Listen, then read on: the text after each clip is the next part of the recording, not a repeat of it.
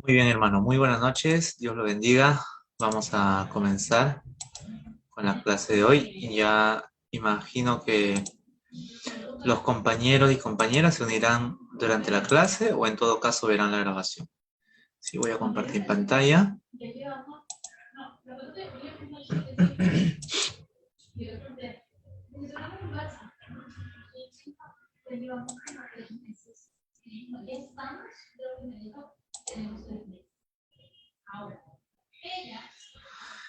Muy bien. Estamos viniendo desarrollando el curso de la historia de la iglesia. Vimos primero a la iglesia primitiva, esa iglesia del primer siglo, que llega a tener contacto con el mundo judío, luego con el mundo romano y por último con el mundo griego, ¿no? Incluso tiene un buen diálogo con el mundo griego por el tema de la filosofía y la escritura. Para el siglo II abundan las persecuciones nacen en el siglo I, pero ya en el siglo II las persecuciones aumentan, así que podríamos decir que en todo el siglo II el cristianismo estuvo todavía anónimo, estuvo creciendo, sí, estuvo desarrollándose, estuvo llegando a muchos pueblos, extendiéndose, pero todavía era prohibido, era una religión prohibida. Entonces todavía se mantenía en el anonimato. Ya para el siglo III, Constantino realiza el decreto de tolerancia religiosa, ¿no? El decreto de Milán, el edicto de Milán, donde se permite el cristianismo como una religión oficial, una religión que va a tener presencia en el mundo romano, una religión respetable. Y desde el siglo III, entonces, hacia nuestra época, la historia del cristianismo surge muchos cambios, sufre muchos cambios, muchas transformaciones, comete ciertos errores, pero también se hacen buenos aportes de parte de la iglesia hacia la sociedad. La clase de hoy, el tema de hoy es la iglesia institucional, o sea, nos referimos a esa iglesia que surge a partir del siglo III, a partir del concilio de Nicea, con el favor ya del emperador romano. Hasta las clases anteriores estuvimos viendo cómo la iglesia llegó hasta esta etapa, por medio de persecuciones, las controversias teológicas que había entre Alejandro y Arrio, entre Marción y los obispos, ¿no? Ciertas peleas que había entre la iglesia oficial contra las herejías, etcétera.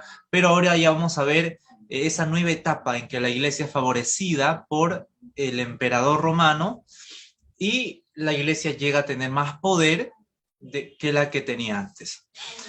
En esta etapa la iglesia hace mucho más presencia ante el mundo, tiene opiniones y el mundo las escucha y las recibe. Así que vamos a desarrollar entonces el día de hoy este tema. La iglesia institucional desde el concilio de Nicea hasta el nacimiento del cristianismo imperial. Comenzamos con esto, viendo la geografía. El mundo romano se divide a partir ya a mediados del siglo III, se divide en dos fracciones, en dos partes, el Imperio Romano de Occidente y el Imperio Romano de Oriente, ¿no?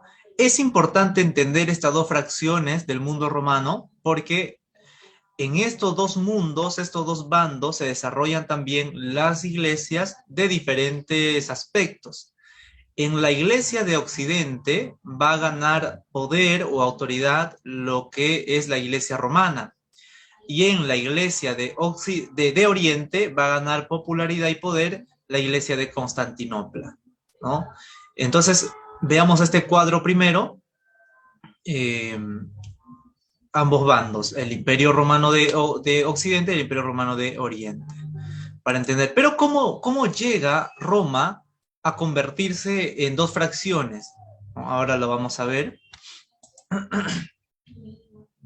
Aquí está. La influencia de Constantino. En el año 330, Constantino estableció la ciudad de Constantinopla, anteriormente se llamaba Bizancio, como la capital del imperio. Porque, según Constantino, tenía dos razones principales. Uno es que quería alejarse del paganismo de Roma. Para Constantino, Roma, aunque se convirtió al cristianismo, todavía mantenía lugares dedicados a los dioses, es decir, al paganismo. Entonces, Roma, como capital, representaba todavía las tradiciones paganas.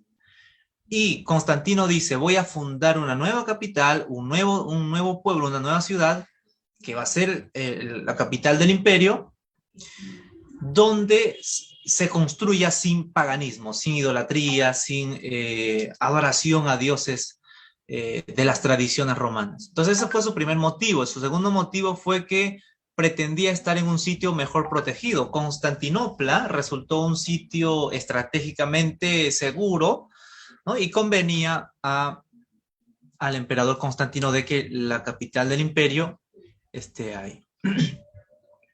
Muy bien, Constantino, luego del concilio de Nicea, apoyó la construcción de iglesias e instaló cristianos en altos puestos, ¿no? Y este aspecto es muy importante porque aquí se configura un nuevo rostro a la iglesia.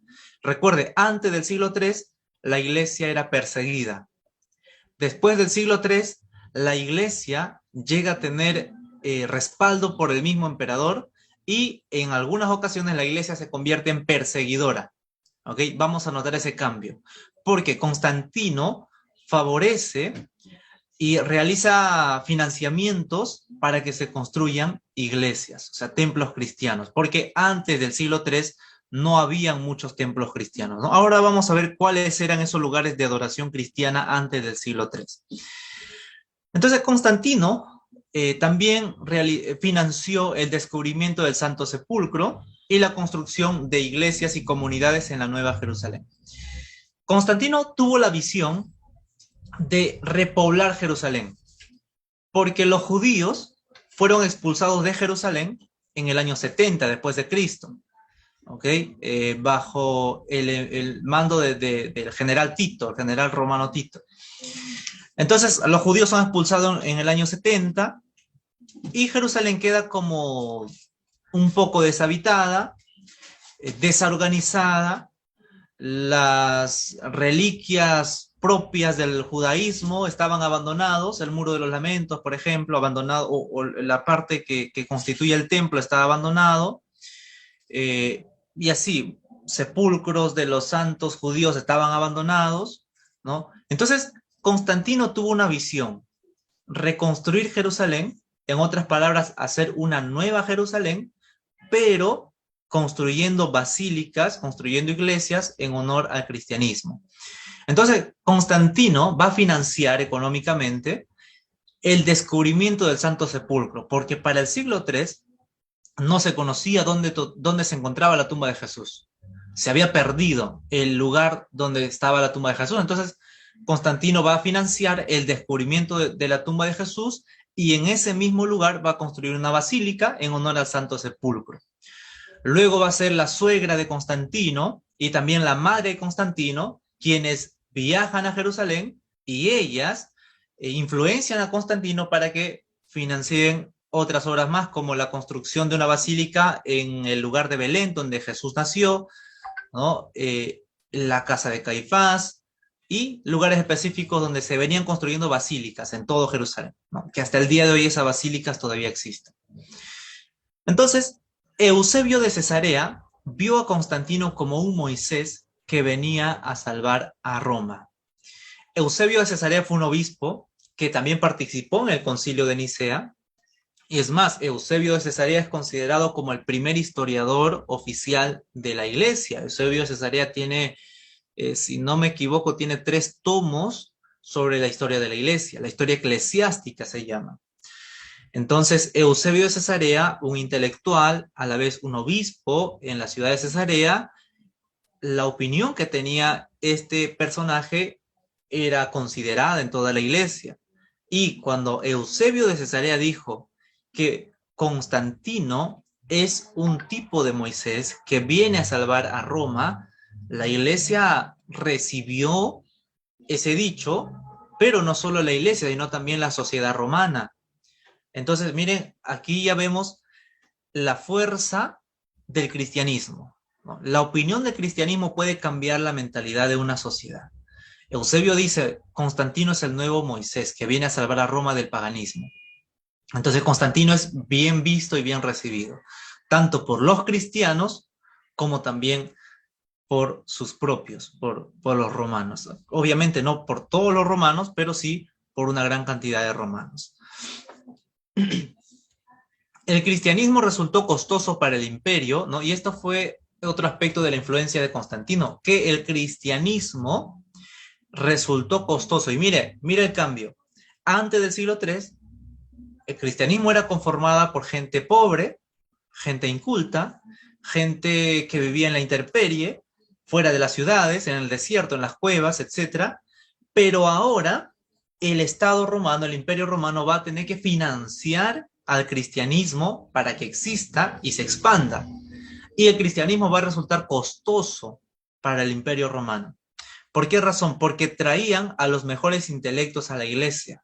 Usted imagínese pagar a un Eusebio de Cesarea, un intelectual, un escritor, un historiador, para que él sea obispo de Cesarea, ¿no? Además, financiar los concilios, financiar el concilio de Nicea, pagar el pasaje de todos, darles comida durante todo el tiempo de concilio, habilitar un salón, habilitar las mesas, habilitar todo. Entonces, el cristianismo resulta costoso para el imperio. ¿Ok? Y el monacato requería sostén. Y hoy vamos a ver un poco acerca del monacato, ¿no? En el siglo III surge un movimiento, en el siglo III, cuando un grupo de cristianos observa que la iglesia se está convirtiendo en un agente manipulado por el Estado, en una religión más de las tantas religiones romanas que había, en una religión fría, rígida. Un grupo de personas, al observar esta situación de la iglesia, se convierten en monjes. Y ahí nace este término monacato, que se refiere a un individuo que se aleja de la sociedad y se aísla con el fin de buscar la santidad, también conocido como monjes. Aparece un grupo de monjes que se alejan de la vida cotidiana de la ciudad y de la iglesia, porque la iglesia se estaba corrompiendo, la iglesia estaba permitiendo opiniones de parte de los emperadores romanos para existir. Entonces, este grupo de monjes sale, pero a la vez este grupo de monjes, que son el movimiento de renovación espiritual para toda la iglesia, tiene que ser financiado de alguna forma. Y como el cristianismo es la religión oficial, es el Estado quien debe financiar al monacato, es decir, a los monjes. Le construyen los monasterios, ¿no? Les proveen de comida y de sostén a estas personas, a los monjes. Entonces, imagínense, ¿no? Un grupo de gente que se dedique solo a la oración y a la lectura bíblica necesita ser financiado, obviamente. Necesita que alguien les dé para que puedan sobrevivir. Entonces, con estos aspectos, el cristianismo resulta ser costoso para el Imperio Romano. El cristianismo es como una carga para el mundo romano. ¿Ok? Adelante, hermano. Profesor, ahí, hola primero, gracias por la clase, profesor. Eh, hay resquicios, o sea, hay documentación de cómo era antes el sostenimiento de los obispos previo a esta burocratización de la iglesia. Ok, muy buena pregunta. Antes de la época de Constantino, no hay mucha información sobre cómo se sostenían los obispos, pero en la Didache nos puede dar unas pistas. La Didache habla sobre sostener a los profetas que vienen de otro lugar hacia nuestro pueblo. Y la Didache enseña que es la iglesia, la congregación que debe sostener a ese profeta. Entonces, si sabemos que este manual de doctrina, que perduró por muchos años en la iglesia, nos decía que la iglesia debe sostener al obispo. Entonces debemos también concluir, debemos deducir de que era la propia congregación que sostenía a los obispos, o en todo caso, los obispos tenían probablemente una labor extra que realizaban, ¿no? No hay un documento oficial que nos diga este es el salario de los obispos antes de Constantino, ¿no? No hay un documento oficial.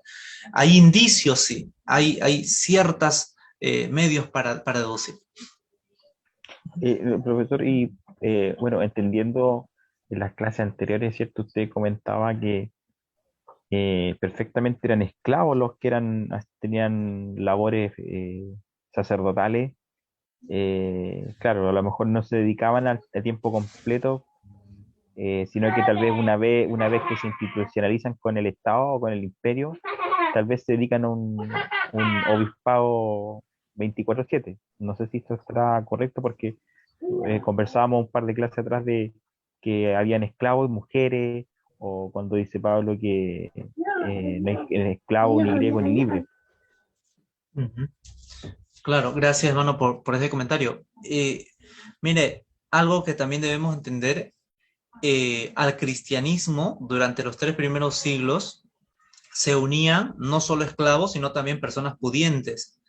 Incluso se registra a una mujer llamada Domitila, que fue sobrina del emperador. No recuerdo el nombre del emperador, probablemente en unas lecciones más adelante lo vamos a ver. Una sobrina del emperador que se convirtió al cristianismo y fue asesinada por el emperador por ser cristiana. Entonces imagínense, personas con posiciones así, con influencia y con dinero, se convertían obviamente en dadivosos en cuanto a la iglesia.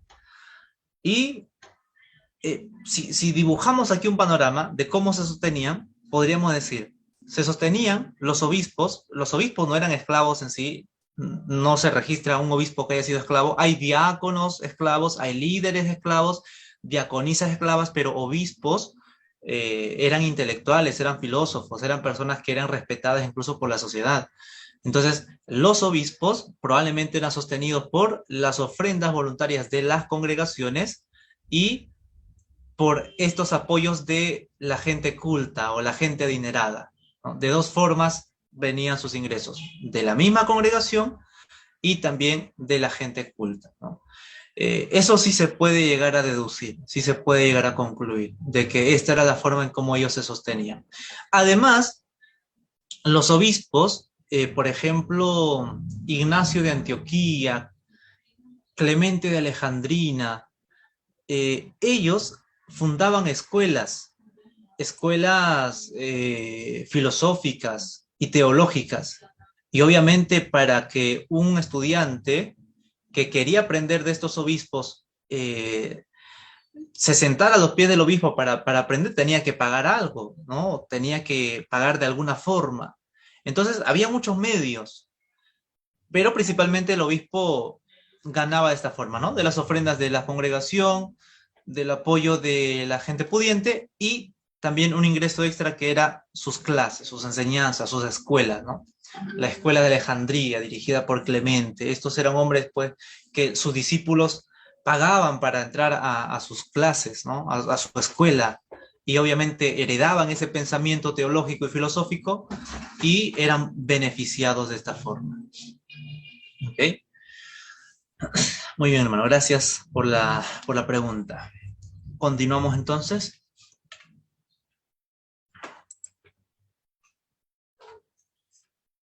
Veamos este aspecto.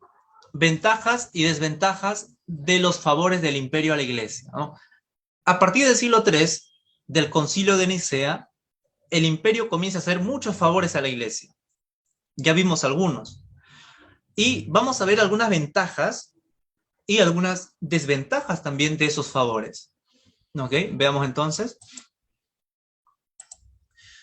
Ventajas. Cesó la persecución. Uno de los beneficios que trajo el favor del imperio a la iglesia fue que cesó la persecución. Ya los cristianos no eran perseguidos, no eran asesinados, no eran odiados, no eran aborrecidos por el mundo. ¿ok? Los cristianos ya eran personas dignas que podían convivir en el mundo romano sin ser perseguidos. Esa fue una ventaja, pero la desventaja de eso fue que la iglesia se convirtió en perseguidora de los herejes y los paganos. Por tanto favor que dio el imperio a la iglesia y le dio respaldo a ciertos obispos, la iglesia como institución se convierte en perseguidora de herejes y de paganos y comienza a asesinar en nombre de Dios a las personas. Yo les recomendé la semana pasada una película, Ágora, que es del siglo IV, es el siglo al que estamos entrando nosotros en este estudio ahora, en esta nueva etapa de la iglesia, que son los cristianos los que asesinan a una mujer acusándola de bruja. Pero esta mujer lo único que hacía era no casarse y llevar una vocación filosófica, maestra. Y este pensamiento contradecía la cosmovisión bíblica o cristiana que se estaba creando en ese entonces, en el siglo III. Y ahí vemos, la iglesia que un día fue perseguida, ahora se convierte en perseguidora y derrama la sangre de quienes, de aquellos que son considerados herejes, es decir, que no piensan igual que ellos, y aquellos que son considerados paganos, es decir, que adoran a otros dioses, ¿no? Entonces, esta fue una desventaja. El emperador del Imperio Romano avalaba y respaldaba esto. Y en el siglo IV se va a levantar un grupo de cristianos llamados los Parabalanis, ¿no? Y también aparece en la película. Los Parabalanis son soldados de Cristo, son gente oficial de la iglesia, pero que hacen el trabajo sucio de la iglesia. Ellos son los primeros en traer las piedras y apedrean a los herejes, o los primeros en llevar una espada para matar a los herejes, ¿no? ¿Y por quiénes eran financiados los parabalanis o estos pensamientos de la iglesia? Era por el mismo emperador romano o el gobernante romano. Entonces vemos eso, ¿no? La ventaja fue que se termina la persecución, pero la desventaja fue que se convirtió en perseguidora, ¿no? Algo irónico, algo que no tiene lógica, pero eso sucedió en la historia y es algo que debemos analizar sin avergonzarnos, sino más bien tratando de rescatar quizás aspectos positivos y en todo lo posible mejorar, ¿no? Mejorar en nuestras acciones y en lo que hacemos y decimos como iglesia, porque aún en este tiempo la iglesia se opone a ciertas cosas, ¿no? Hay sectores de la iglesia que todavía es machista en este tiempo, en pleno siglo XXI, ¿no? Entonces, debemos reformular a la luz de la historia, debemos reformular muchas cosas. ¿Ok? Otra ventaja del favor del imperio a la iglesia fue que salió del anonimato. La iglesia salió por fin del anonimato. Antes del siglo III, los cristianos se reunían en catacumbas, en cuevas, en cavernas, en desiertos. Y después del siglo III, la iglesia, los cristianos salen de ese anonimato al mundo. Ya construyen sus templos cristianos porque antes no tenían templos cristianos. En todo el siglo III no había templos cristianos, solo hacían cultos en las casas, las reuniones en las casas. Y después del siglo III sí, salen del anonimato y construyen sus templos cristianos. Esa fue la ventaja, ¿no? Algo positivo, pero la desventaja fue que tuvo mucha influencia en el gobierno cuando se sentía el vacío de poder en el mundo romano. Y aquí, analizando un poco más sobre la situación política, para que Constantino llegue a ser gobernante o emperador, había una guerra civil en Roma. A ver, disculpen un momento.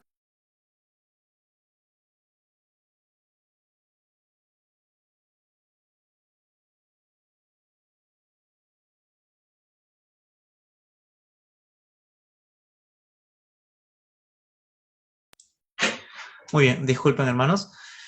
Ok, les venía diciendo que en el momento que Constantino llega al poder, él se estuvo enfrentando con rivales que estaban queriendo hacer una guerra civil, ¿no? Y cuando muere Constantino, igual Roma seguía siendo amenazada, no solo por oposiciones dentro del mismo Imperio Romano, por guerras civiles, sino también por amenazas externas, los turcos, los otomanos, ¿no? Incluso más adelante van a llegar los árabes que amenazan al gobierno romano, al mundo romano, a la paz romana, y en ese vacío de poder, mientras hay guerra civil y mientras hay ataque del extranjero, es la iglesia y sobre todo el obispo romano quien se va a sentir en la autoridad de buscar la paz o de traer la paz al mundo romano, y así es el obispo y la iglesia de Roma quien va ganando poder y autoridad sobre el gobierno romano, ¿no? Noten este conflicto social que había en Roma, y de eso se agarra el obispo de Roma y también la iglesia de Roma para tener influencia en el gobierno, opinar en el gobierno, decidir en el gobierno, ¿no? Y esta fue una desventaja. ¿Por qué razón? Porque históricamente, y si vamos interpretando la Biblia, la iglesia no ha sido constituida para llegar a esa posición de influencia. Puede haber cristianos en el gobierno, sí, pero un obispo no puede tomar decisiones políticas. Y esto démonos cuenta porque en la historia se ha cometido ese error. El obispo pensaba que tenía más autoridad que el mismo emperador, que el mismo rey. Y era el obispo quien ponía la corona al rey, o sea, como dando señal de que es el obispo quien está por encima del rey. El vicario de Cristo, supuestamente, ¿no? Y hasta el día de hoy se ve eso cuando el rey de Inglaterra o la reina de Inglaterra, la reina Isabel, fue coronada como reina, fue el obispo quien le puso la corona, ¿no? Y en toda la historia de la época medieval ha sido así. Era el obispo quien le ponía la corona al rey porque era el obispo quien estaba por encima del rey. Y esa fue una desventaja, porque eso llevó a que la iglesia se convierta en una institución que el Estado podía manejar con fines políticos, ¿no? Entonces, vemos ahí la desventaja de el favor del imperio a la iglesia. Hubo una ventaja, sí, salió del anonimato, pero la desventaja fue esa, que tanto favor hizo que la iglesia tome mucha autoridad. ¿Ok? Entonces seguimos viendo. Otra ventaja fue que fue la religión oficial del Estado romano. Esta fue una ventaja. Y gracias a esto es que se crearon los monasterios, y gracias a los monasterios la Biblia ha llegado a nuestras manos. La Biblia que tenemos hoy, eh, la Biblia que tenemos hoy ha sobrevivido porque se ha conservado en los monasterios. Las copias, los pergaminos más antiguos han sido conservados en los monasterios y han sido traducidos en los monasterios, han sido copiados en el monasterio. Y esto es una ventaja para nosotros hoy en día, que hoy en día existen códices o libros originales de la Biblia que datan del siglo III y siglo IV después de Cristo. ¿Por qué? Porque el imperio favorecía a la iglesia y la iglesia podía conservar sus libros sagrados, ¿no? Esa fue una ventaja y es una ventaja para nosotros. Pero ¿cuál fue la desventaja? Que las personas se hacían cristianos por la presión social y los beneficios. Es decir, la persona ya no entraba a la iglesia porque tuvo una experiencia con Jesucristo, sino por la presión social. Mi vecino se hizo cristiano, yo debo serme cristiano también. El emperador es cristiano, el gobernante es cristiano, el juez es cristiano, el abogado es cristiano, el médico es cristiano, o sea, todo el mundo es cristiano. Era como la fiebre del cristianismo, ¿no? La presión social. Yo también debo convertirme en cristiano. O sea, no era por una conversión en sí, sino era por la presión social y los beneficios, porque incluso desde el siglo IV, para que uno tenga una función importante en el Estado, tenía que ser cristiano. Y lo que vemos en la película Ágora, el gobernante tenía que ser cristiano, de Alejandría, ¿no? Entonces, las personas se hacen cristianos más por la presión social y por los beneficios que por un encuentro que tuvieron con Jesucristo, que es el centro del cristianismo. Entonces vemos que ya Cristo no era el centro, sino Cristo era más un concepto teológico, más que una persona real que transformaba vidas, ¿no? Entonces vemos ahí que esa es la desventaja. La ventaja es que la religión oficial del Estado fue el cristianismo. Se financió los monasterios para que se conservaran los textos sagrados, se tradujeran los textos sagrados, pero las personas iban a la iglesia y se hacían cristianos por la presión social. Y imagínense, había obispos que nunca se habían convertido, pero por alcanzar poder y autoridad llegaban a ser obispos, ¿ok? Y en su posición de obispos cometían, incluso se registra, a partir del siglo V, siglo VI, que había obispos que obviamente, según ellos, no podían tener esposas, pero tenían amantes, hacían orgías en sus casas, tenían hijos escondidos, ¿ok? Entonces, ¿por qué? Porque llegaron a ese poder del obispado más por la ambición que por una conversión, ¿no? Entonces vemos el enfriamiento de la iglesia. Y eso es lo que está pasando ya en el siglo III, en la época de Constantino, cuando Constantino comienza a dar favor a la iglesia. ¿Ok? Otra ventaja es que se construyeron templos cristianos a los que se llamó basílicas y mausoleos, ¿no? Se construyeron muchos tipos de edificios cristianos. Templos cristianos, que se llamaba basílica, Bajemos. y también... Por favor. A ver, disculpa un momento. Ajá, a ver. Y también se construían mausoleos. Mausoleo es un edificio dedicado a la tumba de un santo. Por ejemplo, si tenían la tumba de San Pedro o San Pablo, en ese lugar se construía un edificio y la gente iba a ese lugar que se llamaba mausoleo a rendir homenaje a ese santo. Eso no había en los 3 primeros siglos de la iglesia, pero con el favor del imperio, los cristianos entran a esta etapa de rendir homenaje o rendir culto, que pronto se va a convertir en una adoración a los santos, ¿no? Todo eso inicia en el siglo III. ¿Por qué? Porque recién ahí se construyen mausoleos, se construyen basílicas. Las basílicas fueron buenas, ¿sí? Eran templos donde se reunían los cristianos, pero el mausoleo lleva a la idolatría, lleva a tocar el sarcófago de San Pedro o de San Pablo o de cualquier otro santo y llegan a prenderles velas, a rendir homenaje, a rendirles culto, a rendirles misa, etcétera, porque son los santos de Jesús, supuestamente, ¿no? Y otros santos que morían en el martirio también venían haciendo sus mausoleos y les venían rindiéndole honra. ¿Ok? La desventaja es que la adoración, los sermones, las doctrinas se convirtieron en prácticas rígidas y monótonas. ¿Ok? Era más, todo era un procedimiento oficialista, ¿no? Era más rígida, más sistemática, más, y el hecho de que sea oficial lo hacía también más frío. No había esa adoración del siglo III con fervor, ¿no? Como Plinio describía a los cristianos en su persecución, decía, los cristianos se reúnen en las madrugadas y cantan un himno a Cristo como si fuera Dios. O sea, imagínense, ¿no? No había ese fervor, esa pasión de reunirse en cualquier hora, no importa la persecución, pero reunirse y cantar himnos a Cristo como si fuera un Dios, ¿no? Como Dios.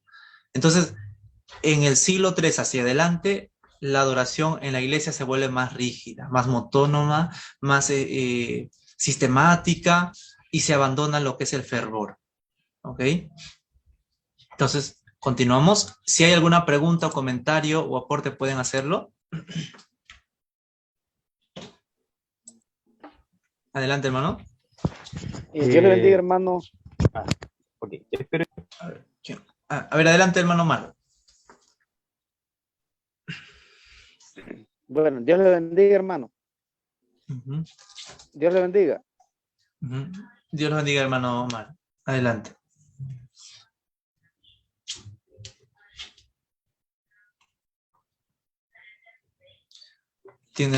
Adelante, hermano.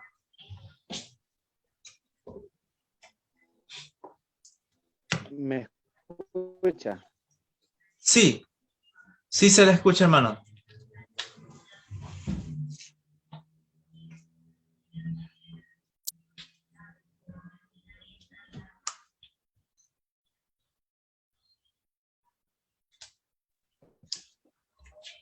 Pues yo, profe, mientras el compañero se revisa su conexión. Sí, hermano Omar, está fallando su conexión.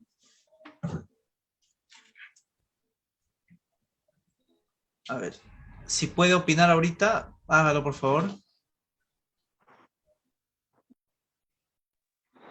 La palabra motónoma esa que quisiera saber qué significa, hermano. Eso es la pregunta Ya. mía. Ok, ok, excelente, gracias por la pregunta. Bueno, Es algo que se repite, una sola cosa que se repite, ¿no? Monótona, una sola cosa que se repite, a veces hasta sin sentido, ¿no? Es como el desayuno es algo monótono porque se repite todos los días, ¿no? Y ya se hace por una costumbre el desayuno. Entonces, cuando hablamos de cultos monótonos, hablamos de cultos ya rutinarios. Ah, ya llegó el domingo, tengo que ir al culto, ¿no? Es algo monótono y ya se hizo una costumbre. No se hace por un fervor o por una pasión, sino por una costumbre más. ¿Ok? Es algo rutinario. ok, gracias, hermano, me queda claro. Ok. A ver, Bueno, adelante, hermano Abner, y luego hermana Betsabe. Sí, no, sí, algo cortito, profesor. Eh, este como decadencia un poco de la cristiandad, que tal vez daba la vida por Cristo, que se juntaba en las mañanas esperando su venida. ¿No será que a lo mejor, pregunto, por lo mismo habrá tenido esta decadencia de ver que los perseguían, los martirizaban y Cristo no venía? Buen análisis, buen punto. ¿Cuáles fueron las razones de la decadencia de la iglesia? Quizás fue como esa decepción, ¿no?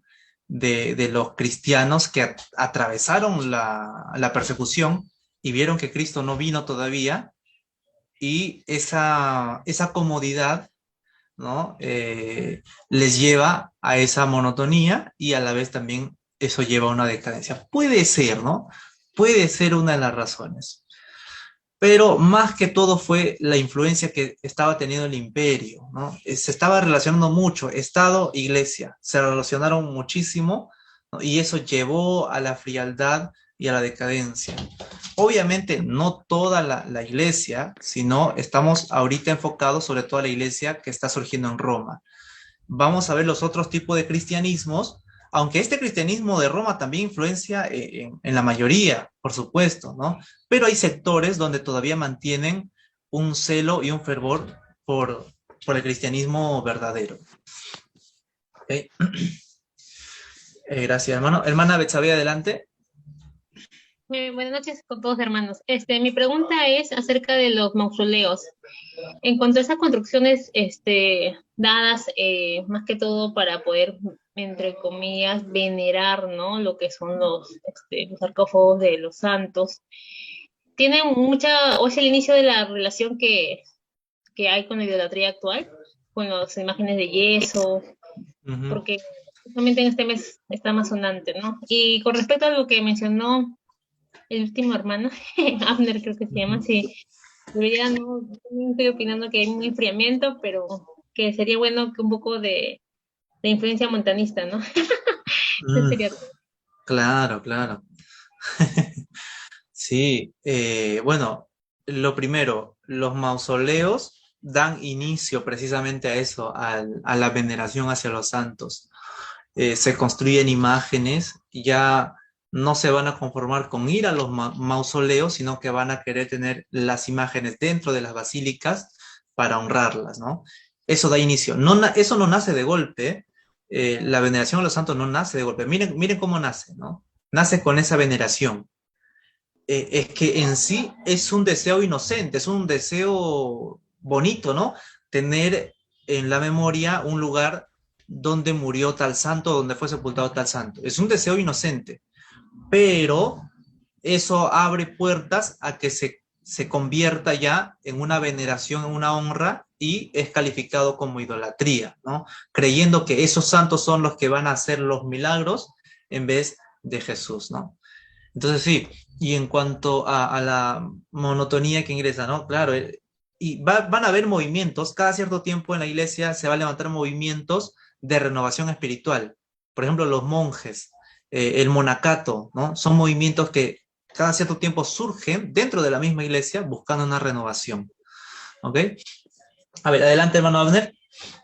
Lo último, profesor, con respecto a eso que estaba diciendo usted, esto de los santos, esto de los mártires, siempre cuando se corre el cerco un poquito, siempre como que queda el espacio más allá. Entonces, claro, tal vez ellos empezaron de una forma honesta, tal vez, de honrar a los hermanos.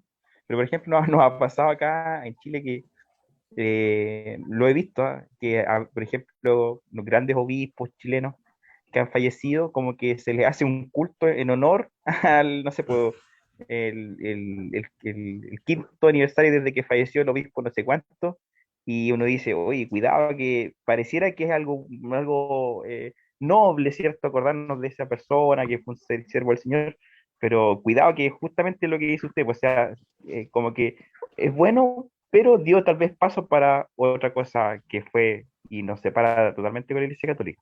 Gracias, profesor.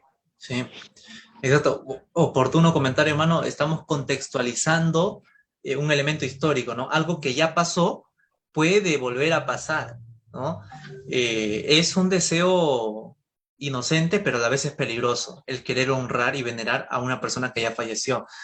Creo que esta idea contradice incluso un poco los principios bíblicos, ¿no? Que Jesús dijo, deja que los muertos entierren a sus muertos, ¿no? O sea que alguien muere por más ungido o siervo o sierva de Dios que haya sido, eso termina ahí, ¿no? No se le debe dar la gloria que merece Jesús a una persona, ¿no? Y eso es llevarnos a un camino peligroso, ¿no? Pensar, y yo estoy seguro, porque lo he visto incluso en mi contexto aquí en Perú, en Lima, eh, que hay personas que piensan que esas personas que ya murieron pueden transmitir la unción, ¿no? Y no yendo muy lejos, Benny Hinn, Benny Hinn, en su libro y también en un documental, él afirma que él fue a la tumba de Catherine Kuhlman. Catherine Kuhlman, una predicadora pentecostal, y Benny Hinn también un predicador pentecostal. Y Benny Hinn dice que al ir a la tumba de Catherine Kuhlman, pone la mano en la tumba y recibe la unción de sanidad para que él sane a los enfermos, ¿no? Entonces, imagínense, un deseo inocente se convierte ya, da paso a prácticas que contradicen los principios bíblicos y los principios cristianos. Entonces, a tener cuidado, ¿no? Y así inició la iglesia, pues la iglesia que se configuró más adelante como iglesia católica. ¿Ok? Muy bien. Bonita reflexión, gracias por sus aportes y preguntas y comentarios. Vamos a continuar. Miren, otro aspecto que también me gustaría resaltar es la aparición del arte cristiano, ¿no? Durante la persecución, los cristianos crearon artes de forma anónimas en las catacumbas. Y vamos a ir entendiendo esto. Quiero que presten atención a esta imagen. Esto es una catacumba. Y catacumba es un lugar donde se sepultó a un cristiano durante la persecución, a un mártir, en otras palabras. ¿Okay? Muere un mártir y se le sepulta. Y como los cristianos no tenían otro lugar más donde reunirse, se comenzaron a reunir en las catacumbas. ¿Okay? Y fue en estas catacumbas donde los cristianos perseguidos comenzaron a dejar sus primeras imágenes. ¿Sí? Y aquí estamos observando una catacumba que está a las afueras de la ciudad de Roma y pertenece a la catacumba de Domitila, nieta de Vespasiano y sobrina de Domiciano, ¿no? De este personaje estuve comentando hace un momento. Domitila fue hija o descendiente de los nobles, de una clase alta. Fue sobrina del emperador Domiciano y fue ejecutado por su propio tío, quien la acusó a ella de ser atea junto a su esposo, ¿no? Y ambos son asesinados por el juicio de ser ateos, pero en realidad se está refiriendo a que están adorando a un Dios invisible, en este caso Cristo. Entonces Domitila se convirtió al cristianismo, fue martirizada y los cristianos comenzaron a reunirse en su catacumba y comenzaron a dejar estos frescos, ¿no? Esto se le llama fresco. Son dibujos, imágenes, miren aquí. Curioso cómo ellos representaban la imagen de Jesús, ¿no? Y estas imágenes, y volvemos a lo mismo, son inocentes, comenzaron como, pues, ¿no? Tener una forma de cómo enseñar a los jóvenes o niños de cómo son las escenas bíblicas, Jesús, los discípulos, la sanidad del cojo, la sanidad del leproso, etcétera, pero termina como imágenes que se deben venerar, ¿ok? Porque estas imágenes en sí nacieron con un fin educativo, para ilustrar a las personas, a los creyentes, las escenas bíblicas, pero pronto se tornan como dignas de veneración. ¿Ok? Entonces, vamos a ver la catacumba de Domitila. A ver, traten de tener silenciado su micrófono, por favor. Traten de tener silenciados sus micrófonos, hermanos. Muy bien. La catacumba de Domitila, nieta de Vespasiano y sobrina de Domiciano. Dicho lugar inicialmente fue utilizado como cementerio, ¿ok? Pero también se utilizó como lugar de reunión durante el tiempo de persecución. Existen muchas imágenes que se venían realizando durante los 3 primeros siglos. Y sería interesante que investiguen sobre la catacumba de Domitila, porque estas no son las únicas imágenes, sino que durante muchas décadas se venían expandiendo y dibujando más cosas, más elementos cristianos. ¿Ok? Y ahorita vamos a revisar algunas cosas que se encuentran en dicha catacumba. A ver. Ok, hermano Abner.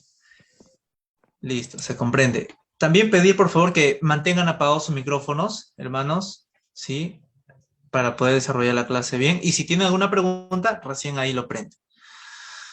Miren, aquí tenemos estas imágenes rescatadas de las catacumbas. Tenemos en primer lugar la imagen del buen pastor. Si pueden notar ahí, la imagen del buen pastor. Es un pastor que tiene sus ovejas, pero tiene una oveja en especial en el hombro, ¿no?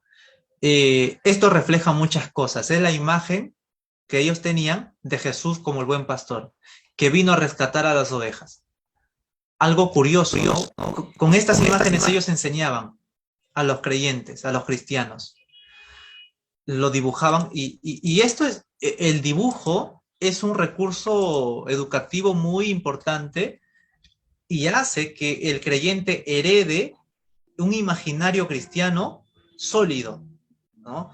Entonces, inició como algo bonito, algo honesto, algo inocente, pero más adelante ya se torna en una veneración. ¿Ok? Y esta otra imagen representa a Adán y Eva en el huerto del Edén, después de haber pecado, comiendo el fruto prohibido. ¿No? Algo curioso también, cómo ellos representaban las escenas bíblicas. Adán y Eva en el huerto del Edén. Y esta imagen se encuentra en las catacumbas, ¿no? Y de esta forma ellos enseñaban que el hombre cayó en pecado, pero Cristo vino a rescatar al hombre que cayó en ese pecado y que vive bajo ese pecado, ¿no? Estas imágenes promueven entonces conceptos teológicos, doctrinales y espirituales también. ¿Ok?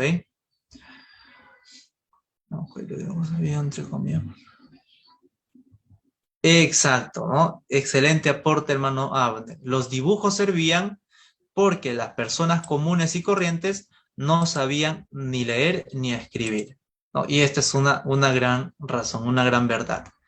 La mayoría de los creyentes cristianos no sabían leer y escribir.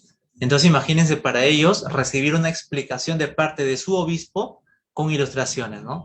Algo modesto, algo hermoso, algo digno de aplaudir. Pero así iniciaron y esto se tornó ya más adelante con Constantino, se torna pues en una veneración, ¿ok? Pero estas imágenes surgen en el tiempo de persecución, ¿sí? Estas imágenes surgen en aquella época. Bueno, con Constantino se crean los templos cristianos. Los templos cristianos se comenzaron a construir masivamente desde la época de Constantino. Fueron también llamados basílicas y sus primeras construcciones fueron en Siria y Egipto, luego pasaron a Roma. ¿No? Y notemos esto. Las primeras basílicas o primeros templos cristianos se construyen en Siria y en Egipto, ¿ok? Pero con Constantino se construyen masivamente, sobre todo en Roma, las basílicas, ¿no? Y va a haber una basílica en especial que vamos a ver a continuación. Aquí están las basílicas, o las iglesias, o los templos cristianos de aquella época. Primero tenemos aquí un fresco quiere decir pintura, un fresco de la antigua Basílica de San Pedro. Miren, desde el siglo IV, ya, después de Constantino, desde el siglo IV, ya se le daba mucho énfasis a un templo cristiano que se encontraba en Roma, que era conocido como la Basílica de San Pedro, porque según las tradiciones de la iglesia de Roma es que Pedro fundó esa iglesia, y en esa basílica estaba el obispo, quien era sucesor del sucesor del sucesor de San Pedro. ¿Ok? Entonces, crean ahí toda una línea de sucesiones apostólicas que viene desde Pedro hasta el obispo actual, ¿no? Y esa misma tradición existe hasta el día de hoy en el Vaticano de Roma, en la Basílica de San Pedro, que hoy en día es más grande. Pero en ese entonces, para el siglo IV, la Basílica de San Pedro era así, era modesto, era pequeño, pero a la vez no era descuidado, era bonito, era grande, todavía tenía buenas proporciones para que las personas puedan ingresar. ¿Ok? Entonces, esta es la Basílica de San Pedro. Al costado o al centro tenemos la iglesia de San Simón en Siria, ¿no? Estas son sedes, ¿ok? Son sedes eclesiásticas, y en Siria había una sede eclesiástica para el siglo V. Entonces, la iglesia de San Simón en Siria es esto, ¿no? El acabado, la construcción es más, digamos, refleja mucha inversión de dinero, las columnas, los acabados, el arco para entrar, ¿no? Entonces, estos son los templos que se vienen construyendo después de Constantino. Constantino comienza con la construcción masiva, pero después todos los emperadores que vinieron después de Constantino fueron cristianos, excepto Juliano el Apóstata, ¿no? Pero la mayoría fueron cristianos, y ellos estaban financiando la construcción de templos. Y esos templos todavía quedan hasta el día de hoy, las reliquias al menos, o algunas paredes, o están reconstruidas en este tiempo. ¿Okay? Pero estas son las iglesias antiguas, siglo IV, siglo V y siglo VI. Y aquí tenemos la Basílica de San Vital en Italia, del siglo VI. No, mire, el acabado ya es mucho mejor. Arriba, no sé si pueden notar, donde estoy haciendo un círculo en rojo, tienen las imágenes. Las imágenes que surgen en las catacumbas ya son trasladadas. Esa costumbre, la Iglesia Católica lo adopta y los establece en sus basílicas, ¿no? Imágenes, sobre todo en el techo, ¿no? A veces también en el piso, los mosaicos, en las paredes, en las ventanas, ¿no? La decoración son las imágenes de los apóstoles, de Jesús en el bautismo, del Padre, el Hijo y el Espíritu Santo como paloma. Son muchas imágenes que ya los cristianos van ilustrando en sus basílicas, que hasta el día de hoy existe y se puede visitar en Europa y también en Oriente Medio, ¿no? Ok. Estos son entonces los templos cristianos construidos después de Constantino. Recuerden que antes de Constantino los cristianos se reunían en catacumbas, en cuevas o en casas. Después de Constantino ya tienen oficialmente su templo. Cada sede tiene su templo. Esta imagen no salió tan bien. A ver, discúlpenme. Esto es más que todo para ilustrar.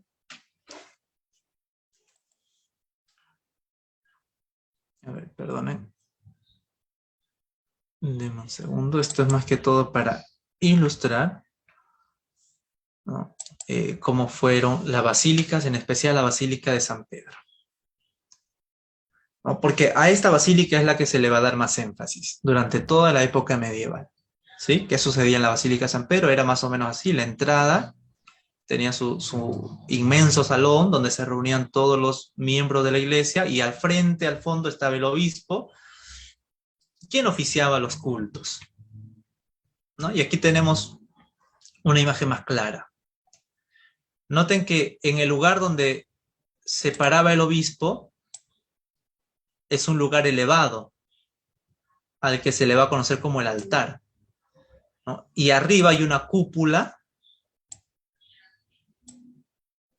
en un estilo también de adorno, pero también con significado, ¿no?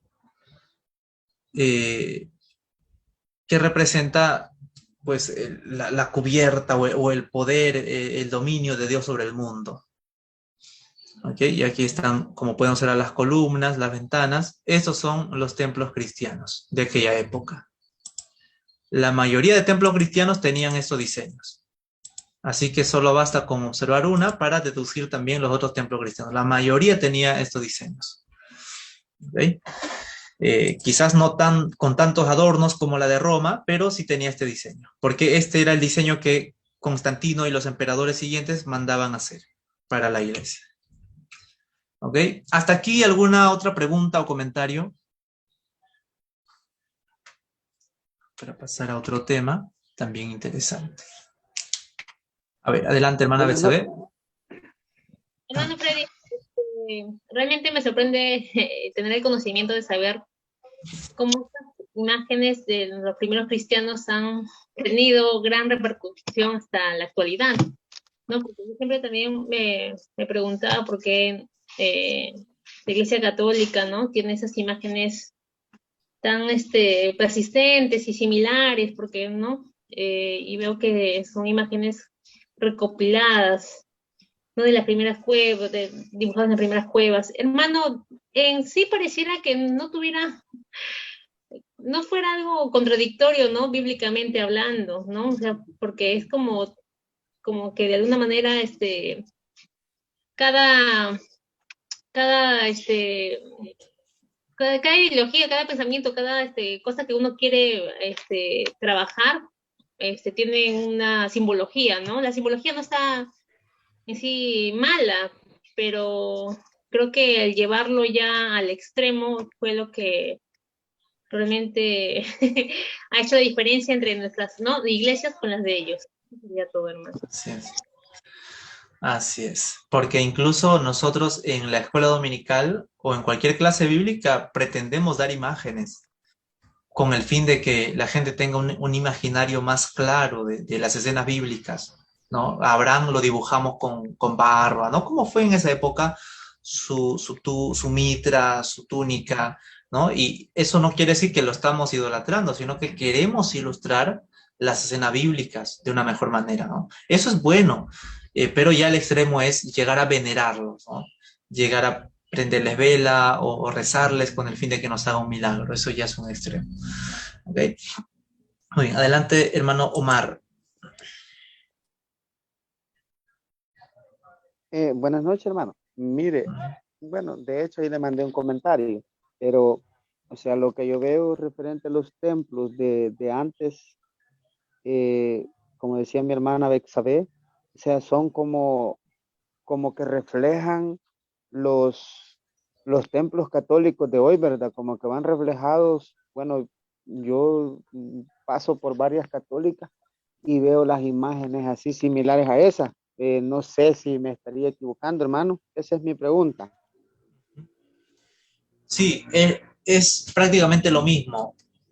Recuerde que estas basílicas nacen con el diseño romano, el diseño de Constantino. En sí, estas basílicas no son financiadas por los cristianos, o sea, los arquitectos no son los cristianos o la iglesia en sí, sino es el imperio, es el emperador quien contrata ingenieros, arquitectos, y ellos son los que diseñan las basílicas y las hacen, ¿no?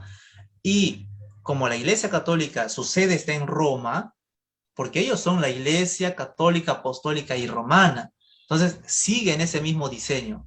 Por eso es que hoy en día usted ve, los templos católicos son similares a estas basílicas, ¿ok? Porque los católicos siguen este mismo diseño. Los frescos, las ventanas, los arcos, siguen ese mismo diseño, ¿ok?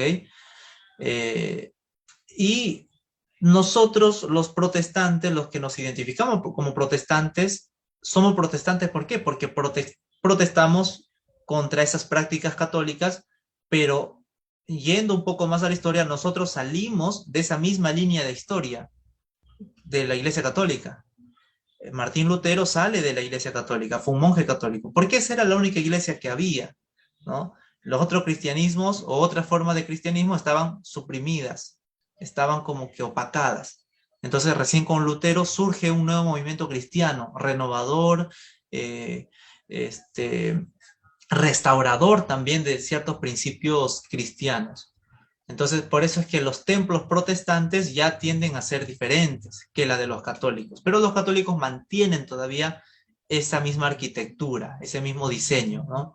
Que refleja esa época medieval. Exacto, compartimos 1500 años de historia con los católicos, o sea, venimos de esa misma rama.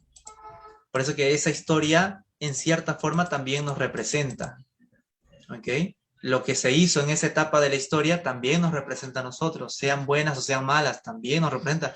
Por eso que la estudiamos y la queremos evitar. Por eso es que Martín Lutero hizo la reforma, porque estudió la doctrina y fue en contra de la doctrina católica. Y dijo, el Papa no es o no tiene mayor autoridad que la Biblia. Es la Biblia quien tiene mayor autoridad que el Papa. El cristiano no depende de la decisión del Papa, sino que el cristiano es también un sacerdote ante Dios. Entonces cambian las cosas con Martín Lutero, pero antes de Lutero compartimos esa misma historia. ¿Ok? Muy bien, continuamos entonces. Descubrimiento. Vamos a entrar a este otro aspecto de la historia de la iglesia que pertenece también a aquella época, la iglesia imperial o la iglesia en la época medieval. Descubrimiento del Santo Sepulcro. La primera imagen que ustedes ven aquí, donde estoy haciendo una flecha, pertenece al gran Eusebio de Cesarea. Eusebio fue un obispo de la época del Concilio de Nicea, o sea, en el siglo III, Eusebio fue un obispo en Cesarea. Es a la vez el primer historiador oficial de la iglesia. Eusebio escribió una serie de libros de esa época conocidos como Historia Eclesiástica. ¿Ok? Entonces, Eusebio registra lo que sucedió en el Concilio de Nicea, registra previo al Concilio de Nicea y registra también lo que está pasando después del Concilio de Nicea. Y gracias a los libros de Eusebio, nosotros conocemos la historia de la iglesia de aquella época. ¿Ok? Entonces, Eusebio en ese entonces fue un historiador, fue un teólogo y también fue un obispo en la ciudad de Cesarea. Entonces, es un personaje influyente e importante. ¿Ok? Al otro personaje que quiero señalar, a este lado, se llama Macario, el obispo Macario. Macario, por otro lado, no era de la misma talla que Eusebio, pero a Macario le favorecía algo, que Macario era obispo en la ciudad de Jerusalén. O sea, usted se imagina ser obispo en Jerusalén, el lugar donde Jesús estuvo, donde Jesús nació, donde Jesús murió y resucitó. O sea, era un honor para Macario ser obispo ahí en Jerusalén. Entonces, en el siglo III, y presta atención a esto, en el siglo III, Eusebio y Macario desarrollan una rivalidad. ¿Por qué? Porque Eusebio decía, la sede o la autoridad de la iglesia debe estar en Roma, porque Eusebio era obviamente romano y favorecía mucho a Constantino. Para Eusebio, Constantino era un Moisés, un libertador. Entonces, el pensamiento de Eusebio era eso, jalaba más para la iglesia que tiene sede en Roma, ¿no? Y que le había puesto a él como obispo en Cesarea. Macario decía lo contrario. Macario dice, pero no, yo estoy en Jerusalén y la iglesia de Jerusalén es la madre de todas las iglesias y todas las iglesias deben sujetarse a Jerusalén. Entonces ahí había una disputa entre Eusebio y Macario. Pero sucede que en el Concilio de Nicea, el emperador y los obispos habían quedado en un acuerdo, que todas las iglesias y todos los obispos deben respetar al obispo de Jerusalén. ¿Ok? Así que Eusebio sí o sí tenía que respetar a Macario. al obispo Macario de Jerusalén. Y Macario, como un hombre inteligente, aprovecha su posición de respeto y solicita al emperador Constantino un proyecto. Y aquí es donde ocurre el descubrimiento del Santo Sepulcro.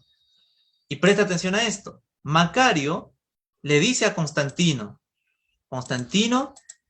por supuesto que en una carta, y yo lo voy a parafrasear, Macario le dice a Constantino, emperador Constantino, aquí en el templo de Afrodita, en Jerusalén había un templo dedicado a Afrodita, y Macario dice, aquí en el templo de Afrodita, debajo del templo se encuentra el Santo Sepulcro, ¿ok? Y le pide a Constantino destruir el templo de Afrodita y comenzar a excavar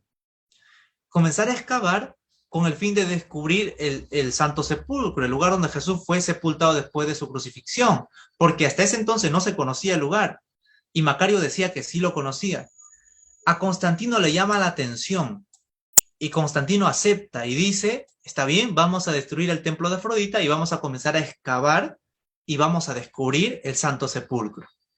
Entonces inician un proyecto, derriban el templo de Afrodita y comienzan a excavar. Y esa es conocida como la primera excavación cristiana, la primera arqueología cristiana en el siglo III, en la época de Constantino. ¿Okay? Entonces, por 2 años se está escarbando, se está desenterrando. Y para suerte, digamos, de Macario, se descubre una tumba. Y Macario dice, esta es la tumba donde Jesús fue sepultado después de su crucifixión. En esa tumba había una especie de cama, pero tallada en piedra, donde según Macario en ese lugar fue puesta el cuerpo de Jesús después de la crucifixión. Entonces, en ese lugar, y ese descubrimiento del Santo Sepulcro conmocionó a todo el mundo, porque en ese entonces ya, recuerde que ya son cristianos, del Imperio Romano todo el mundo es cristiano, y comienzan a venir peregrinos desde Roma hacia Jerusalén con el fin de llegar al Santo Sepulcro. Y en el lugar del Santo Sepulcro se construye una basílica, un templo, que es lo que vamos a ver a continuación. Fíjese acá, por favor, miren. Este templo o esta basílica se construye en el mismo lugar donde supuestamente el cuerpo de Jesús fue puesto después de su crucifixión, ¿no? Y quien promueve todo esto es el obispo Macario, con el favor de Constantino. Construyen este inmenso lugar, este mausoleo, en honor a Jesucristo. ¿Ok? Y miren, y aquí ya se va gestando pues estas ideas, y seguramente usted ha escuchado, sobre las cruzadas.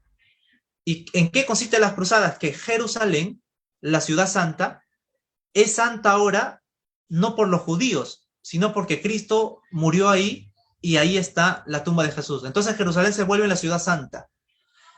Y cada vez que los árabes y los judíos y cualquier otro grupo humano quiere tomar posesión de Jerusalén, vienen los cruzados desde Roma, desde Europa, y asesinan tanto árabes como judíos como a cualquier persona que quiere tomar posesión de Ciudad Santa. Y son la Iglesia Católica los que van a tener autoridad sobre la Ciudad Santa a partir de este momento. ¿Ok? Jerusalén ya no va a pertenecer más a los judíos, ni a los árabes, ni a ningún otro grupo humano más que a la Iglesia Católica. Ellos reclaman para sí la Ciudad Santa de Jerusalén, porque en ese lugar murió Jesús y resucitó Jesús.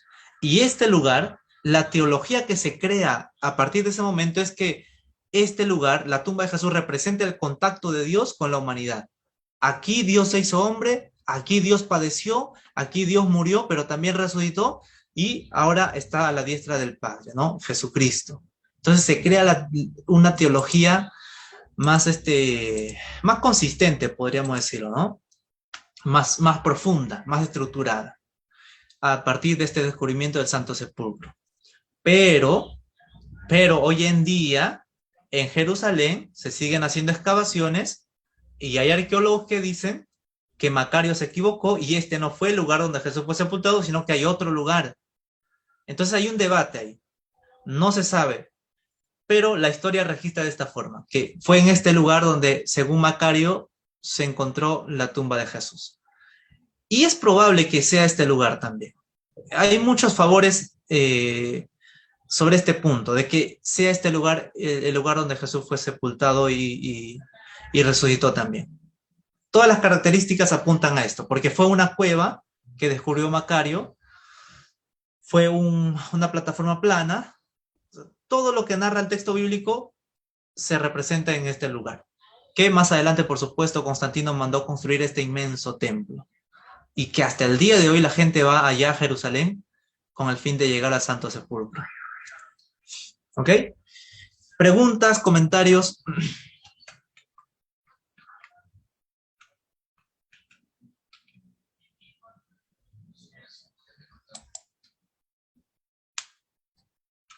A ver, adelante, hermana Betsabe.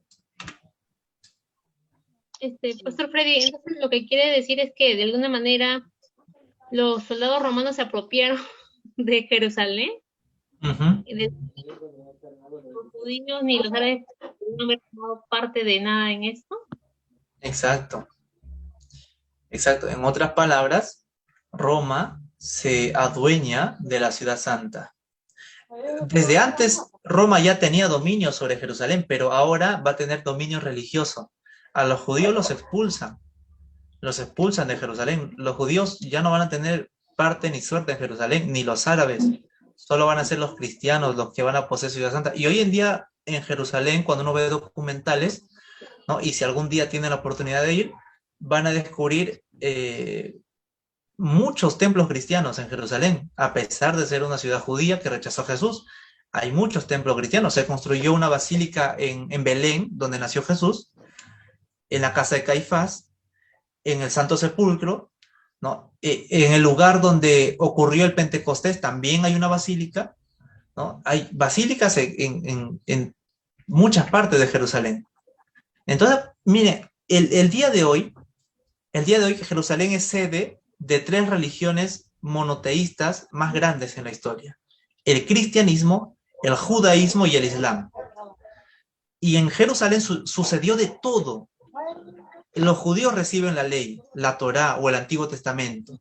Los cristianos reciben a Jesús, y los árabes ven a Mahoma subir al cielo, según la tradición de los musulmanes.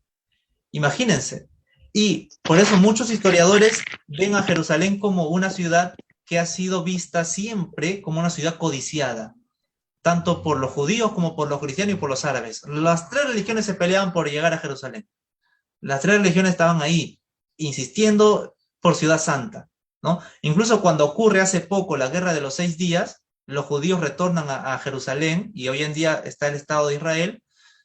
Se pelean igual los judíos contra los árabes, ya no los cristianos, pero sí los judíos contra los árabes. ¿Cuál es su fin? Recuperar Ciudad Santa, ¿no? Y hasta el día de hoy Jerusalén es Ciudad Santa por esos descubrimientos que se hacían en aquella época. Ahora entiendo más las películas. Ajá. Y sí, en las películas se ve eso, ¿no? Las cruzadas, por ejemplo, se van a recuperar Ciudad Santa, matan a los judíos, matan a los árabes para que Ciudad Santa siga siendo de los cristianos. Ok, aquí hay una pregunta que en realidad escapa de mis conocimientos. Dice: profe, ¿Macario terminó bien su obispado? No he escuchado ninguna novedad sobre Macario, no he escuchado que terminó mal, así que probablemente haya terminado bien, ¿no? No, honestamente no he leído esos detalles de que si Macario terminó mal su obispado. Más bien, si conoces por ahí cómo finalizó su obispado, sería bueno que lo menciones, ¿no? Pero personalmente no he visto eso. No he visto, pero probablemente terminó bien su obispado. Okay. Pero gracias por la pregunta. Quizás pueda buscarlo en estos días y por ahí lo mando al grupo de WhatsApp. Okay. Lo resaltante de Macario es esto, ¿no? Macario se hizo famoso por esto, porque descubrió el Santo Sepulcro. Y Constantino y su suegra y su madre, que fueron cada cierto tiempo a peregrinar a Jerusalén, estaban fascinados con esto. Cuando la suegra de Constantino llega a Jerusalén guiado por Eusebio, se queda encantado por el Santo Sepulcro. Y la madre de Constantino también se queda encantado del Santo Sepulcro, y muchos peregrinos que vienen de Roma se quedan encantados por el Santo Sepulcro, ¿no? Este fue el boom de esa época de Macario, del obispo Macario. ¿Ok? Y con esto, por supuesto, se le dio más respeto todavía al obispo de Jerusalén, ¿no? Pero al final sabemos que la carrera pues la gana Roma, ¿no? La iglesia de Roma. Y aquí es donde entramos a esta última escena de la clase de hoy, que es la configuración de la iglesia católica, ¿no? Para el siglo III había 5 patriarcados. Estaba el patriarcado de Jerusalén, Antioquía, Alejandría, Constantinopla y Roma. Patriarcado quiere decir sede. ¿Por qué? En el siglo III a los obispos ya se le consideraba como un padre, era el padre, ¿no? Pero noten esta diferencia, eran a los obispos, no era al obispo. Hoy en día solo se le dice padre a una sola persona, al Santo Padre, al Vaticano, pero en ese entonces se le decía padre a cada obispo. Y también entre los evangélicos creo que se practica eso, con lo del padre espiritual, ¿no? Al pastor o al líder que lo evangelizó, los discípulos, se le llama padre espiritual. En ese entonces el obispo era un padre espiritual. Entonces había 5 sedes, 5 patriarcados, 5 iglesias donde tenía autoridad estos 5 obispos, ¿ok? El obispo de Jerusalén era llamado padre, el obispo de Antioquía también, Alejandría, Constantinopla y Roma. Pero ¿qué pasó? El obispo Dámaso de Roma, que fue obispo desde el 366 hasta el 84, se refirió a los otros obispos como hijos y declaró sede apostólica a la iglesia de Roma, ¿no? Miren, y aquí ya se va configurando el cambio. Roma, como sea, está ganando autoridad y dominio. El obispo de Roma se siente superior a los demás obispos y los llama hijos, ¿no? Y nace lo que es el primado de Roma. Y Roma, por supuesto, va a tener en sus tradiciones historias donde afirman que fue Pedro quien fundó la iglesia de Roma. Por esa razón, las demás iglesias deben sujetarse a la iglesia de Roma, porque según ellos tienen la sucesión apostólica desde Pedro. ¿Ok? Entonces, de esta forma van ganando autoridad. Pese a la primacía de la iglesia de Roma, las demás iglesias mantenían la libertad e independencia de sus prácticas y modos dependiendo de sus regiones, ¿no? Y la iglesia de Jerusalén, Antioquía, Alejandría, Constantinopla, aunque estaban sujetos a la iglesia de Roma, todavía tenían su independencia. En cierta forma, tenían sus formas y sus modos, ¿ok?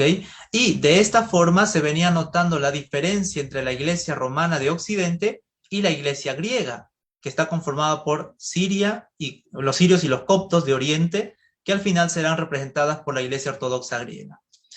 Y quiero que vean aquí el mapa. Recuerden, en el siglo III había 5 sedes, ¿ok? Pero para el siglo IV, siglo V y hasta llegar a la época de la Reforma, y hasta el día de hoy incluso, solo se convierten en 2 sedes. La iglesia de Occidente, que está representada por la iglesia de Roma, y la iglesia de Oriente, que está representada por la iglesia de Constantinopla, y esta iglesia de Oriente va a recibir el nombre de iglesia ortodoxa griega. Y hasta el día de hoy existe el cristianismo ortodoxo griego, que es diferente a los evangélicos y son diferentes también a los católicos. ¿Ok? Entonces, no es que siempre el catolicismo dominó, ¿no? Siempre hubo iglesias, sobre todo al lado del oriente, donde está Jerusalén, Antioquía, Alejandría. Estas iglesias todavía mantenían su autonomía. Y en estas iglesias es que se va a configurar la iglesia ortodoxa griega, que le va a hacer frente a la iglesia católica apostólica romana. ¿Ok? Notemos este cuadro, por favor. La iglesia católica en Occidente, que domina toda Europa, y la iglesia ortodoxa en Oriente. De estos dos bandos, la iglesia de Oriente todavía daba libertad a cada sede, a cada iglesia, a practicar, a vivir de una forma particular. En cambio, la de Occidente fue más autoritaria, imponía. ¿Ok? Entonces vamos entendiendo esto. Ay, perdón.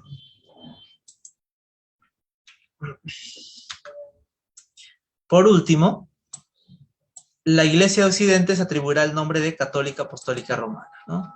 Y la Occidente va a recibir ese nombre. Por último, nacimiento del monacato.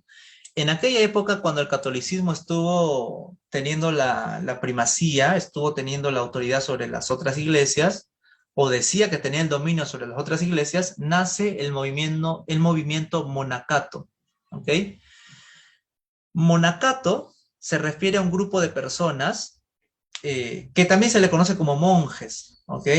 El monacato es un grupo de personas, conocido como monjes, que abandonan el sistema religioso rígido, frío, y se van a vivir a los monasterios o a las montañas con el fin de tener un encuentro real con Dios y vivir una vida santa con Dios, ¿ok? Este movimiento, el monacato, era la que cada cierto tiempo le daba vida a la iglesia de Roma, a la iglesia católica. Cada cierto tiempo eran los monjes peregrinos que exhortaban a la iglesia por su frialdad. Y realmente ellos eran los que tocaban las puertas de las casas para educar a la gente, disipularlas, evangelizarlas y convertirlas. Era este movimiento monacato el que mantuvo viva la llama del cristianismo cuando la iglesia se volvió una iglesia imperial. ¿Ok? Y podríamos decir, ¿no?, que en 1517 con Lutero ya no surge un movimiento monacato, sino más bien la iglesia se reforma. O sea, hay cristianos ya que abandonan completamente el catolicismo y comienzan una vida cristiana distinta, ¿no? Y de ahí venimos, por supuesto, los protestantes. El movimiento monacato nace de esta forma. En Egipto, Antonio, ¿no?, un cristiano, desde el 250 hasta el 356, inició el monacato ermitaño, ¿no?, aquel que vive aislado. Antonio y sus seguidores dicen, la iglesia se ha vuelto muy fría, muy rígida, muy institucional, está siendo influenciada demasiado por el imperio, así que vamos a vivir al monte, a consagrarnos a Dios, vamos a hacer ayuno, vamos a hacer oraciones, vamos a estudiar las escrituras en los monasterios, y comienzan a construir monasterios alejados de la ciudad y se van a vivir allá. ¿Okay? Ese es el movimiento monacato, o también conocido como monjes. ¿Okay? Basil de Cesarea, otro creyente, otro cristiano, estrictamente reguló la vida de los monjes e insistió en que el monasterio debía servir a la iglesia local por medio de las escuelas, educación vocacional y orfanatos, ¿no? Los monjes hicieron cosas buenas, educaron a la gente pobre que según la iglesia institucional no tenían derecho a estudiar, pero los monjes sí, los monjes rompían esquemas, rompían barreras, rompían paradigmas y se iban de casa en casa tocando las puertas, educando a la gente. ¿Okay? Este es el movimiento monacato, ¿no? Los monjes tenían ese deber moral de ir y educar a la gente. Y ellos vivían aislados, siempre en los monasterios, aislados de la sociedad. ¿Ok? Y servían por medio de hospitales, escuelas, educación y orfanatos. En Siria, algunos monjes vivieron sentados encima de pilares, ¿no? Y aquí nace quizás una práctica extrema también. Algunos monjes, en protesta contra la institución de la iglesia, se sientan en pilares y viven ahí todo el tiempo, no se mueven, ¿no? Es una forma de protestar, es como un ayuno, es como una huelga, mejor dicho, ¿no? Una huelga de hambre. Sentarse en un lugar determinado y no moverse, en protesta a la iglesia institucional para que la iglesia reaccione y despierte. ¿Okay? Por último, en el occidente, o sea, ya yendo a Roma, occidente, Martín de Tours fundó el primer monasterio en Galia en el año 350, ¿no? Ya en Roma. Pero noten que el movimiento monacato de los monjes nacen en Egipto, en Cesarea, o sea, en Oriente, donde están las iglesias todavía por ahí haciéndole frente a la iglesia católica, ¿no? Ahí nace el movimiento monacato, en Oriente. Pero en el 350 también llega a Occidente, a Roma, por Martín de Tours, que fundan ahí los monasterios. ¿Ok? A ver, aquí hay una pregunta, dice, profe, ya que la iglesia se burocratizó con el Estado, ¿se puede considerar los monjes como los nuevos héroes de...? Exacto, exacto. Son los monjes los que van a ser los nuevos héroes. Ahí sale la historia de Francisco de Asís, por ejemplo, ¿no? Francisco de Asís, que fue un cristiano que incluso decidió vivir como pobre, ponerse ropas ásperas y de esa forma evangelizar a la gente. Y tenía muchos seguidores, Francisco de Asís. Incluso se registra que por sus manos ocurrían muchos milagros. Entonces, los nuevos héroes de la iglesia no van a ser los obispos oficiales, el papa.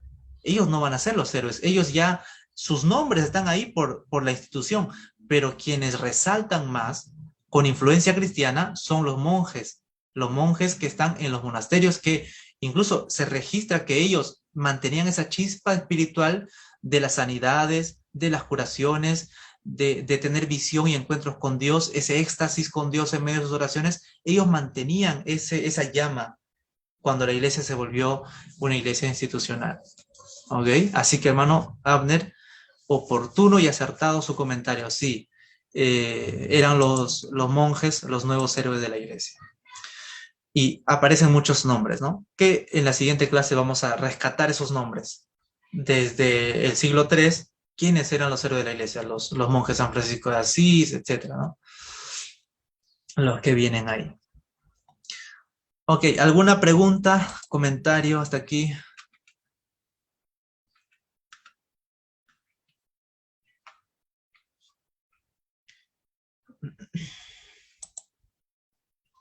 Adelante, hermano Abner, su pregunta o su comentario.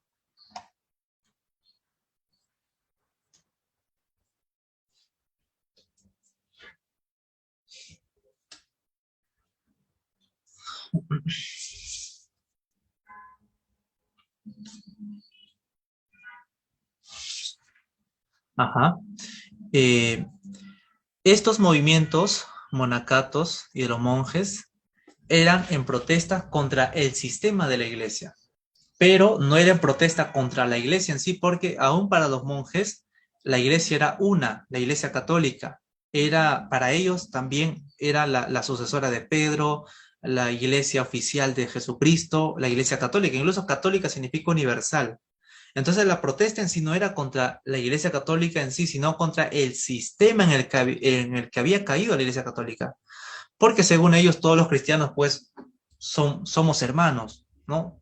No importa el nombre, no importa el título, pero si caen en un sistema de idolatría, si caen en un sistema de perversión, porque en ese entonces había obispos que cayeron en la perversidad horriblemente, sobornaban y aceptaban sobornos, tenían amantes, practicaban orgías en sus casas, ¿no? Cosas horribles. Entonces, los movimientos de los monjes en realidad protestaban contra ese sistema. ¿Okay? Y al final, porque esto en realidad culmina con Lutero en el 1517, al final se da cuenta que ya no pueden convivir. No puede convivir un movimiento de reforma en una institución donde se ha aferrado tanto a sus tradiciones que no quiere despertar. Por eso es que se aleja, se separa, ¿no? Y sale la iglesia protestante, ¿no? Reformadora. Se separa de la institución católica porque la institución católica no acepta, no se redime.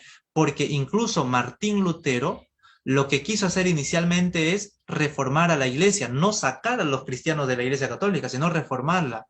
Hacer que el Papa se dé cuenta que lo que están haciendo está mal. Hacer que la teología y la doctrina católica cambie. Eso quiso hacer Lutero. Pero Lutero se dio cuenta y dijo, no, la iglesia católica no va a cambiar porque está enraizada en sus tradiciones. Entonces es necesario que el creyente salga del catolicismo y busque realmente a Dios en un cristianismo real, radical, que busque un encuentro con Dios. ¿Ok? Pero inicialmente su deseo no fue eso. ¿Ok? Porque Lutero reformuló muchas cosas de la doctrina católica. Lutero protestó contra la doctrina de las indulgencias. El catolicismo enseñaba que un familiar que muere y no está seguro de su salvación iba al purgatorio. Y para que salga al purgatorio, uno tenía que pagar, ¿no? Los chilines o las monedas tenía que pagar, y mientras pagaba, recién ahí esa alma salía del purgatorio. Y Lutero se escandalizó, se horrorizó con esa práctica. Dijo, pero ¿dónde en la Biblia en la carta a los romanos, en los Gálatas, en Corintios, ¿dónde me dice eso a mí? Y Lutero protesta contra eso y le hace frente al Papa y le confronta y dice, ¿dónde? O sea, ¿en qué parte de la doctrina se encuentra eso? Y Lutero también se horroriza con la idea de que el Papa es por encima de las Escrituras, ¿no? Y entre muchas otras cosas más, Lutero protesta y la Iglesia Católica no hace caso.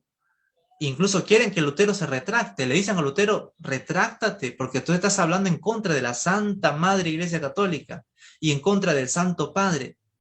Y Lutero, ¿qué es lo que le dice? A menos que me convenzan con las Escrituras que yo estoy equivocado, no me voy a retractar, le dice a los papas, ¿no? Entonces, hay que entender ese proceso histórico, ¿no? Nosotros venimos de un movimiento de reforma. Queríamos reformar y hasta ahora luchamos por reformar. Queremos realmente que toda persona pueda conocer a Cristo y pueda tener acceso libre a la Biblia, porque en el catolicismo no había acceso libre a la Biblia, solo había Biblias en latín, ¿ok? Entonces, la iglesia reformada siempre está reformándose, ¿no? Con nosotros como movimiento reformador estamos siempre reformándonos en muchas cosas, queriendo renovarnos y esperando la venida de Cristo. Eso nos caracteriza históricamente como iglesia. ¿Ok? Muy bien. Hermanos y hermanas, terminamos aquí. ¿O hay alguna pregunta o comentario?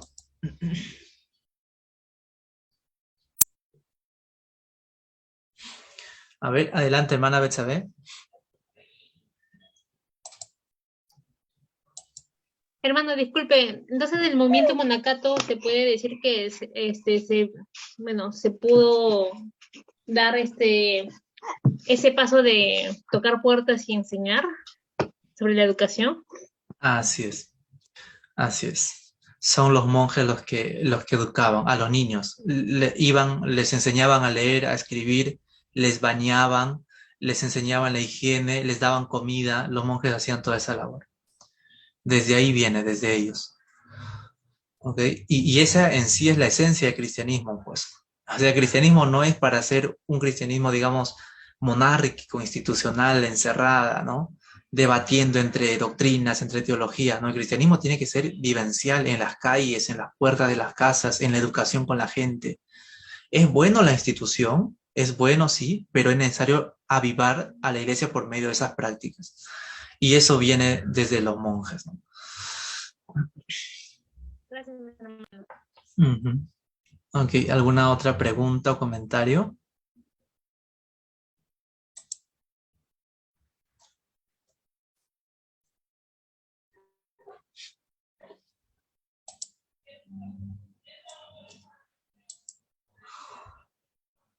Muy bien, entonces vamos a terminar la clase aquí.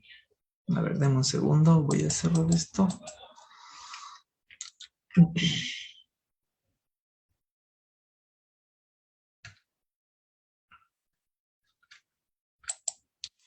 Muy bien, vamos a terminar la clase. Hermanos y hermanas, gracias por acompañarme en este día, por su atención, por su participación. Nos despedimos. Voy a estar enviando algunas lecturas en el grupo de WhatsApp, también la grabación en el grupo de Facebook. Revísenlo, repásenlo, cualquier pregunta, duda, compártalo en el WhatsApp. ¿Ok? Nos vemos entonces en la siguiente clase. Todavía nos quedan 3 o 4 clases más, si no me equivoco, así que todavía tenemos para ir profundizando más. Muy bien, cuídense mucho. Un abrazo para todos. Bendiciones. Chao, chao. Hermano. Saludos. Chao, bendiciones.